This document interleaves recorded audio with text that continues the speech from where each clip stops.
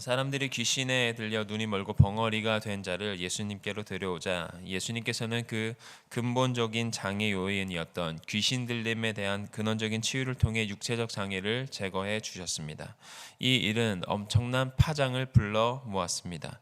유대 종교 지도자들의 죽여버린 교훈에 이미 익숙해졌던 무리들은 예수님의 그 생명력 넘치는 치유 사건 앞에 충격을 받게 되었고, 거기에 모여있던 무리들이 이분이 다윗의 자손 예수 구세주일 수도 있겠다는 생각을 갖게 만듭니다. 메시아가 오면 표적을 행하시겠고 다윗의 왕국을 재현할 것이라고 믿던 신념은 마태복음 12장 38절에서 찾아볼 수 있습니다. 귀신 들려 눈이 멀고 말을 못하는 사람을 치유하신 예수님의 표적이 이분이 진정 메시아인가라는 생각을 갖게 만들었습니다. 그러나 예수님의 치유 능력을 부인할 수 없었던 바리새인들은 사단의 다른 이름인 바알세불의 힘으로 내어 쫓았다고 맹목적으로 비난합니다. 귀신의 우두머리인 사탄의 별칭으로 사용되는 오물의 주, 귀신의 왕이라는 뜻을 가진 바알세불, 바리새인들의 기득권 지키기가 시작되었습니다. 자신들만이 성경의 유일한 성경 해석자로 자칭하며 율법의 문자적 실천을 통해 의롭게 된다고 주장하지만 정작 자신들은 유전을 내서 율법 준수를 외면하고 또 지나치게 외적 의를 강조하는 바리새인들, 형식주의, 율법주의, 극단적 분리주의, 그리고 권위주의적 특권의식에 빠져있는 이들에게 치유 사건을 예수가 메시아일지도 모른다는 소리가 나오게 된 것은 매우 불편한 현실입니다. 예수님께서 바리새인들의 생각을 이미 아시고 말씀하십니다. 그런 일은 일어날 수 없는 일이다. 스스로 분쟁하는 나라마다 황폐하여지고 스스로 분쟁하는 동네나 집마다 서지 못하리라. 사단의 나라 역시 위계 질서가 있어서 자기들끼리는 싸우지 않는다는 그 핵심을 찌르십니다. 사탄이 사탄을 쫓아내면 스스로 분쟁하는 것이다. 적이 내부에 있으면 그 조직은 오래가지 못합니다. 하물며 하나님의 나라도 마찬가지입니다. 예수를 메시아로 믿는 공동체의 비전과 사명을 향해 정확하게 나아가지 않으면 스스로 분쟁하는 상태가 됩니다. 딴지를 걸기 시작하고 별것 아닌 것에 시비를 걸기 시작하면 그 에너지를 부르심을 향해 쓸 수 없게 만듭니다. 사탄이 하는 일에 말려들기 시작하면 빛이 없는 어둠의 터널로 더욱 깊이 빠져들게 됩니다. 바리새인들의 궤변의 논리의 끝을 예수님께서 이렇게 정의해 주십니다. 그러므로 너희의 아들들이 너희의 재판관이 되리라. 바리새인들의 가르침을 받고 있는 제자들 혹은 그 당원들 또는 그와 동등한 지위를 가진 사람들에게 너희들이 심판을 받게 되는 진퇴양난의 상태가 되는 것을 가르쳐 주십니다. 예수님은 하나님의 아들로서 성령을 힘입어 귀신을 쫓아내셨습니다. 여호수아 때 출애굽한 이스라엘 백성들이 가나안 족속을 쫓아내고 정복하고 하나님 나라를 건설하기 시작한 것과 마찬가지로 이미 이 땅에 하나님의 나라가 임하였다고 선포하셨습니다. 이것을 존 웨슬리는 하나님의 나라는 너희가 찾을 수 있을 정도로 너희 앞에 이미 와 있다라고 해석하였습니다.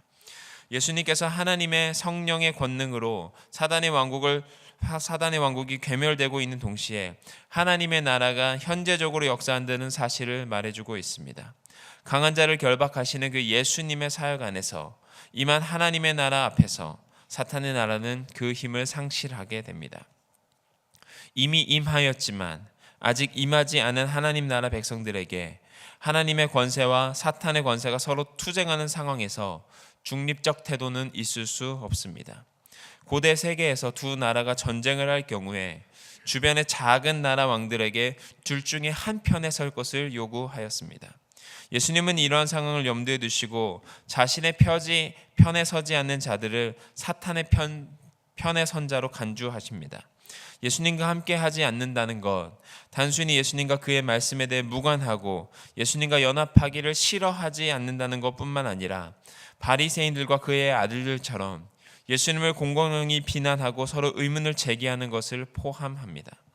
예수님의 이적을 보며 예수님을 메시아로 영접하려는 것을 방해하는 것, 예수님과 함께 잃어버린 사람들을 모으지 아니하는 것은 그 자체로 사단의 편에 있음을 말해줍니다.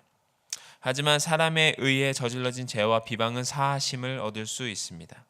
인간의 모든 죄악이 도발될 수 있음은 갈보리의 십자가 위에서 이루신 예수님의 대속 사역을 통해서 그 어떤 죄악이라도 말미암아 능히 용서될 수 있으나 성령을 모독하는 것은 용서가 되지 않습니다. 모독은 헬라어 블라스페미아가 사용되었는데 중상, 비방, 욕설, 모독 등을 의미하는 단어입니다. 바리새인들이 성령을 힘입어 예수님의 이적을 보고도 바알세불의 힘에 의한 이적이라고 한 것 자체가 모독입니다. 용서받을 수 없는 행위입니다. 성령을 모독하는 것에 대한 형벌은 이 땅에서만 그치는 것이 아니라 오는 시대까지 영향을 미칩니다. 성령을 모독하고 거역하는 것은 의도적으로 하나님을 대적하는 전인격적인 회방을 말합니다. 예수님께서 성령을 모독하는 바리새인들에게 엄히 경고하십니다.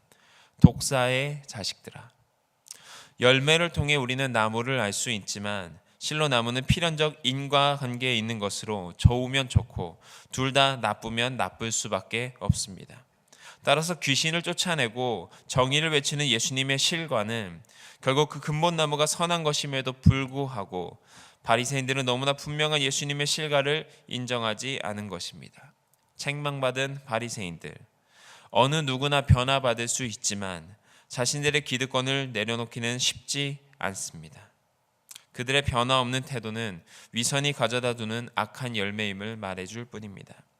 예수님에 대한 비방은 하나님을 대적하는 모독이기에 말로 무익한 말을 하는 바리새인들에게 심판날의 신문이 기다리고 있습니다.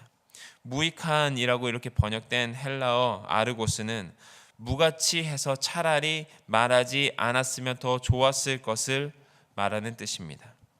말은 그 사람의 속을 담아냅니다. 무가치하고 무의미한 말, 그 생명력이 결여된 말은 그 사람의 실체를 드러내기 때문에 엄중한 심판의 근거가 됩니다. 예수님은 말씀에 약속된 대로 오셔서 우리에게 참된 구원과 회복을 주시는 분입니다.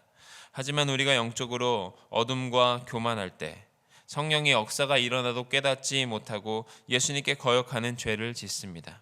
성령의 역사에 대한 악한 말을 하거나 성령을 거스르는 태도를 취하는 것이 아닌 그것을 인정하고 나아가므로 천국이 이미 우리들에게 임한 인생을 사는 저와 여러분들이 되시기를 주님의 이름으로 축원드립니다.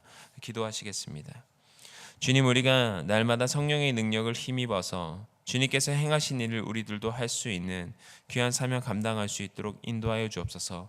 교회 안에서 우리의 인생 안에서 삶의 터전 안에서 그 일들이 일어나 예수님께 좋은 열매로 좋은 실과로 영광 돌리는 우리들 인생 될 수 있도록 축복하여 주옵소서.